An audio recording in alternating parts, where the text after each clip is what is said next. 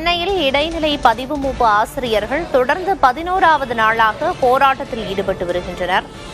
சென்னை எழும்பூரில் 11வது நாளாக இடைநிலை பதிவு மூப்பு ஆசிரியர்கள் போராட்டத்தில் ஈடுபட்டு வருகின்றனர். சம வேலைக்கு சம ஊதியம் வழங்க கோரி சாலையில் அமர்ந்து ஆசிரியர்கள் தர்ணாவில் ஈடுபட்டு வருகின்றனர். அரையாண்டு விடுமுறை முடிந்து பள்ளிகள் திறக்கப்பட்டுள்ள நிலையில் போராட்டம் நீடித்து வருகிறது. சம வேலைக்கு சம ஊதியம் வழங்க வலியுறுத்தி இடைநிலை பதிவு மூப்பு ஆசிரியர்கள் தொடர்ந்து 11வது நாளாக போராட்டத்தில் ஈடுபட்டு வருகின்றனர். சாலையில் அமர்ந்து ஆசிரியர்கள் தங்களின் கோரிக்கைகளை வலியுறுத்தி தர்ணாவில் ஈடுபட்டு வரும் காட்சிகளை பார்க்கிறோம்.